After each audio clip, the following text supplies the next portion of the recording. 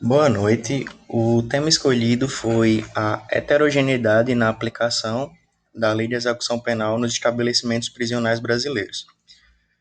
Eu me chamo Rivadavi e eu escolhi meu tema a partir de um tema, né? Meu tema a partir de um tema que é muito frequente na mídia, que é o seguinte: enquanto os estabelecimentos penais federais brasileiros eles são uma referência do que se fazer quanto à execução penal, os estabelecimentos penais estaduais também são uma referência, só que daquilo do que não se fazer, já que o nosso sistema penal estadual atualmente é muito deteriorado.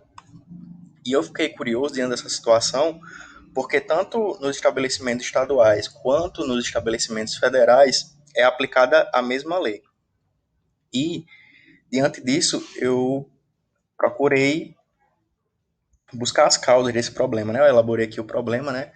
Que é diante das diferenças da aplicação da Lei 7.210, de 11 de julho de 1984, que é justamente a Lei de Execuções Penais, nos diversos estabelecimentos que compõem o sistema carcerário brasileiro, sobretudo do que diz respeito à esfera estadual em comparação com a esfera federal no âmbito penitenciário, surge a seguinte questão: por que a Lei de Execuções Penais, a LEP, ela é aplicada de maneira tão distinta nos presídios estaduais em relação aos presídios federais? A partir disso, né, temos nosso objetivo geral, que é compreender as motivações, em especial as de caráter estrutural, que seriam aquelas responsáveis por essa disparidade, né, que existe entre os dois estabelecimentos. Para atingir, né, esse nosso objetivo geral, eu elaborei aqui os objetivos específicos. O primeiro deles é identificar de forma comparativa questões relativas ao quantitativo de apenados, ao perfil dos encarcerados e ao correto cumprimento do tempo de pena previsto para aqueles com sentença transitada em julgado nos dois tipos de estabelecimentos penitenciários, observar o trabalho realizado pelas comissões técnicas de classificação de cada tipo de estabelecimento em observância à correta separação dos internos entre provisórios e entre condenados, bem como a separação em razão dos seus respectivos graus de periculosidade, comparar os processos de formação dos agentes responsáveis pela execução penal propriamente dita e sua respectiva remuneração, a frequência de curso de treinamento e a atualização também desses profissionais que trabalham nos dois estabelecimentos. E por fim, no nosso quarto ponto de objetivo específico, eu coloquei verificar a existência e o funcionamento das colônias agrícolas, industriais ou similares destinadas ao cumprimento do regime semiaberto, assim como as casas de albergado, que são os estabelecimentos penais voltados para o cumprimento do regime aberto. A metodologia que eu utilizei que eu pretendo utilizar, no caso, né, para elaborar o artigo, vai se basear numa pesquisa, uma revisão bibliográfica fundamentada na análise comparativa, a partir da leitura de artigos, monografias, pesquisas, realizadas pelos órgãos de execução penal e na legislação vigente acerca da temática.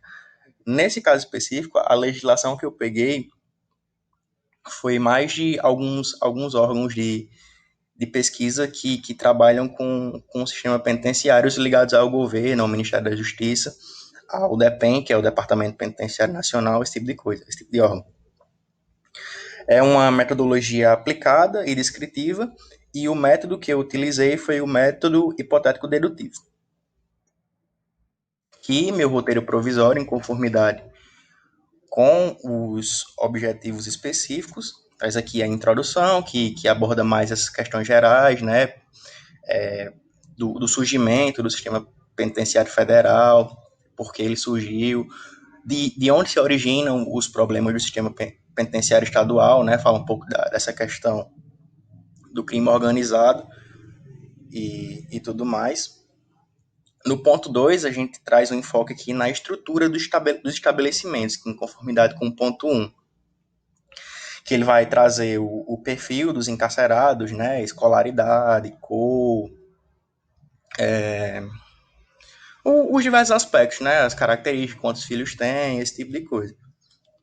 No ponto 2.2, também em conformidade com o objetivo específico 1, traz a questão numérica do quantitativo e da superlotação nesses dois estabelecimentos, e também as informações no ponto 2.3 aqui relativa ao cumprimento das penas, se a pena está sendo cumprida de forma correta, no tempo correto, e quais dispositivos legislativos amparam esse cumprimento de pena.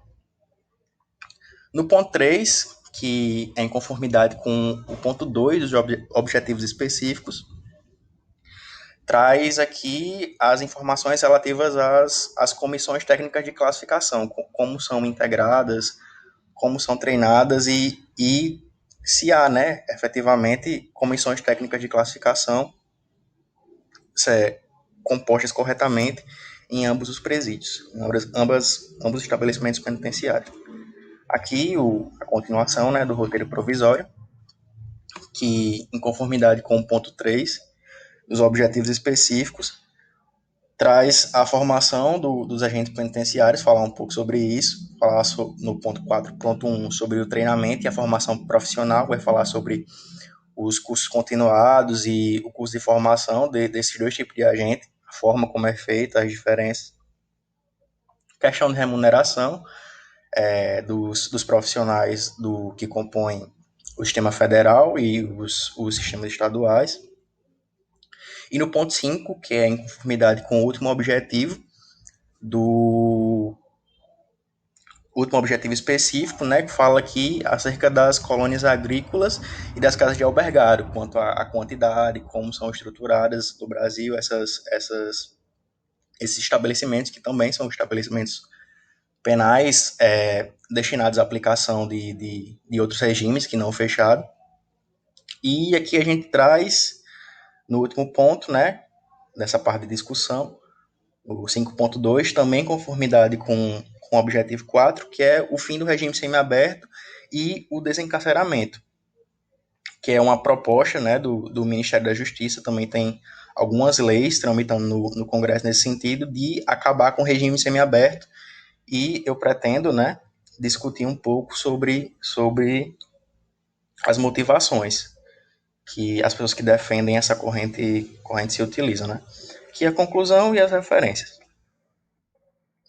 Partindo para a parte do referencial teórico, eu trouxe aqui inicialmente um dado do World Prison Population List, que coloca ali o Brasil como a o terceiro país com maior população mundial, né? Com maior população de encarcerados do mundo.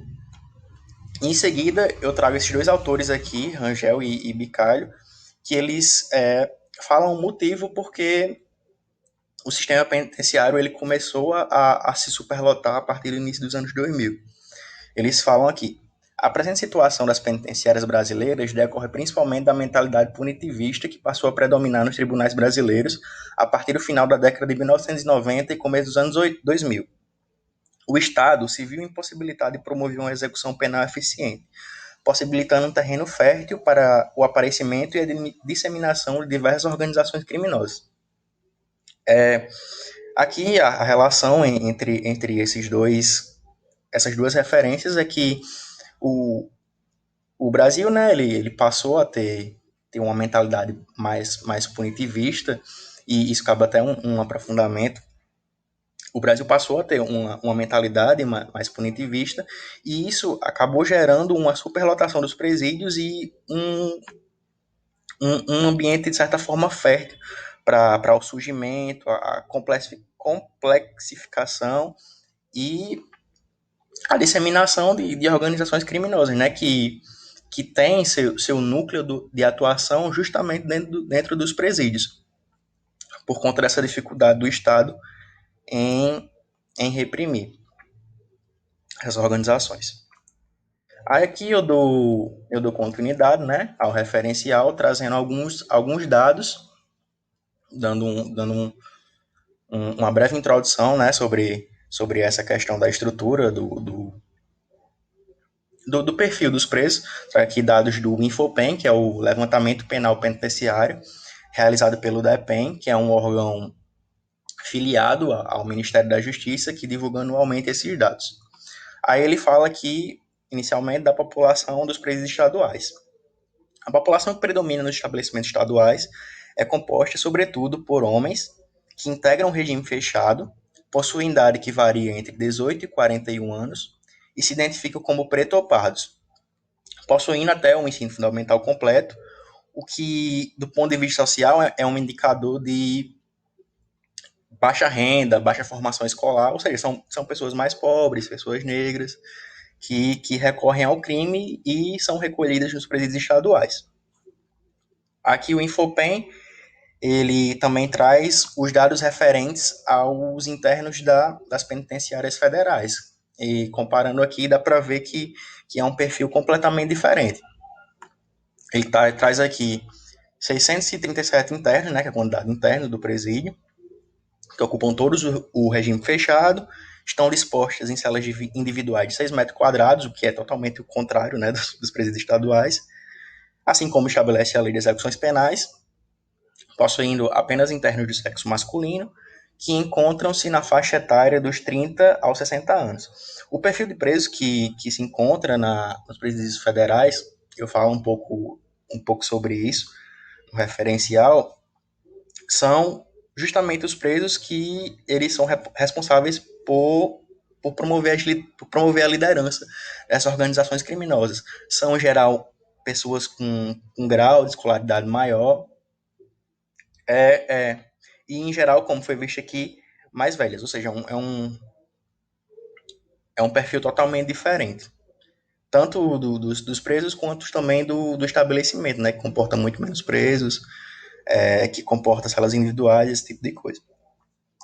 Dando continuidade, eu trouxe aqui o Plano de Política Criminal e Penitenciária 2000, de 2020 a 2023, que foi elaborado pelo Ministério da Justiça e Segurança Pública, que ele faz justamente essa comparação, né?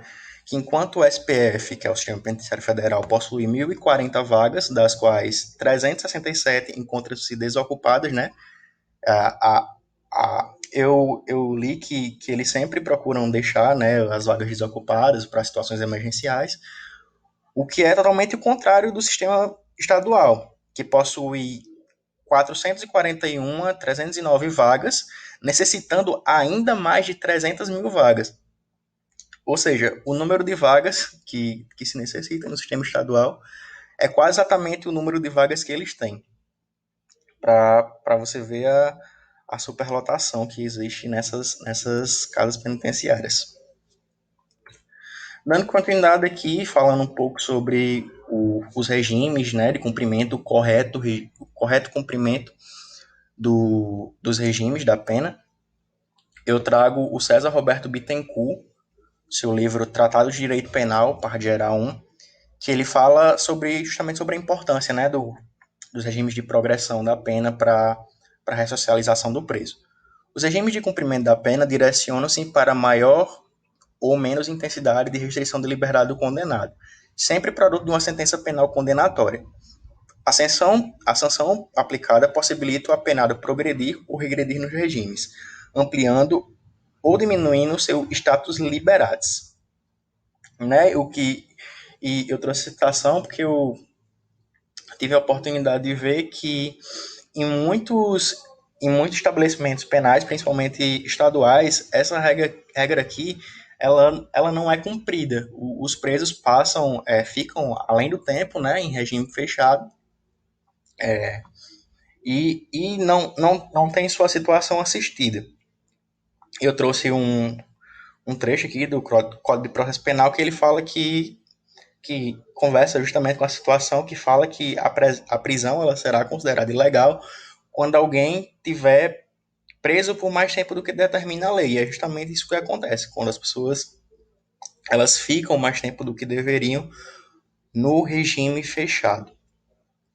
Eu trouxe aqui os dados referentes a uma monografia desse autor aqui, para dar continuidade, né, Demilson Júnior, que ele começa a falar um pouco sobre as CTCs, né? As CTCs também conversam diretamente com essa questão da progressão do regime, porque o preso que ele está no regime fechado, quando ele progride regime, ele necessita que exista um,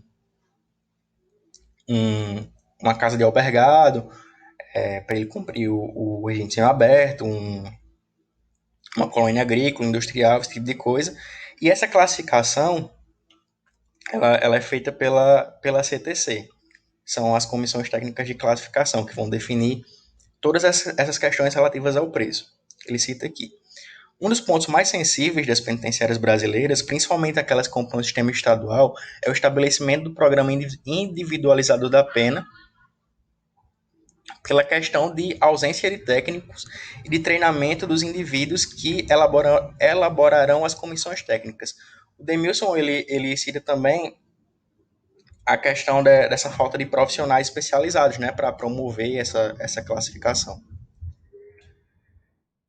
Nesse sentido, eu trouxe a lei da CTC, né, que ela faz parte do regulamento penitenciário federal, que ela fala aqui que a CTC é composta no mínimo por 2 chefes de serviço, um psiquiatra, um psicólogo e um assistente social.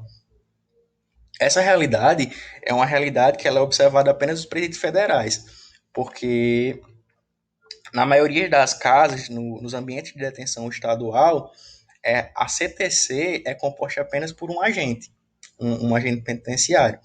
E esse agente, por ele não ter a formação adequada, muitas vezes ele acaba classificando, né, os presos de maneira incorreta, juntando presos que não deveriam estar juntos, presos condenados, presos provisórios, esse tipo de coisa, o que acarreta pode acarretar, né, um contato que vai, como é que eu posso dizer, fomentar, né, que aquelas pessoas que não são tão perigosas passem a ter acesso a informações para o cometimento de crimes de uma periculosidade maior.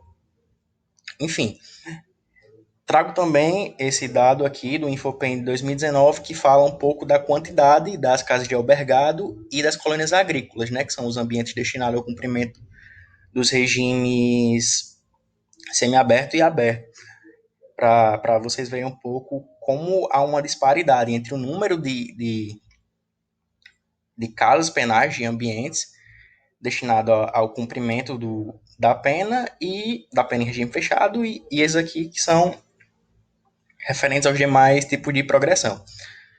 O Infopen, do ano 2019, ele registra que há no Brasil apenas 74 colônias industriais ou congêneres e apenas também 74 casas de albergado. Um contingente que é totalmente desconforme com a quantidade de estabelecimentos penais destinados ao cumprimento da pena em regime fechado. Passando um pouco ao Plano Nacional de Política Criminal e Penitenciária, que eu trouxe também aqui sobre a questão do fim do regime semiaberto, que é uma questão um pouco contrária, né, ao que eu pretendo defender ao longo do artigo. Fala um pouco que o Ministério da Justiça e Segurança Pública ele instituiu como uma de suas diretrizes para o âmbito penitenciário o fim do regime semiaberto, de forma que a pena privativa de liberdade passaria a ser cumprida apenas em regime aberto e fechado. É uma das propostas aí do ministro. Ele pretende acabar com o regime semiaberto, porque, segundo ele, o Brasil ele não teria a estrutura adequada para manter o regime semiaberto diante das, da quantidade, né, de outros estabelecimentos, e os estabelecimentos destinados ao cumprimento do regime fechado, eles não teriam estrutura para controlar essa entrada e saída de presos. Na minha opinião, uma postura equivocada do ministro que, de certa forma, ignora o problema e volta a eventual solução dele para encarcerar mais, que é justamente ele quer resolver o problema aumentando o problema, de certa forma. Ele quer resolver o problema do encarceramento em massa aumentando o encarceramento, ou seja, acabando com o regime semiaberto. Aqui minhas referências, né? Adorno, do dossiê do Sérgio Adorno e Fernando Sala, do dossiê do crime organizado. S. Arruda, da revista Crime e Justiça. Aqui alguns artigos, né, que eu usei, que tratam a respeito, né, da, da execução penal, portaria, Tratado de Direito Penal para geral, os dados do Departamento Penitenciário Nacional, do DEPEN, que o Demilson Júnior fala sobre as comissões técnicas de classificação, os dados, né, do Ministério da Justiça referente ao perfil dos presos, Ministério da Justiça. Esse artigo aqui fala da superlotação. E, por fim, o World Prison Population List, que é um órgão, né, internacionalmente conhecido, que ele trata a respeito das informações relativas às penitenciárias. Então é isso. Obrigado por acompanharem.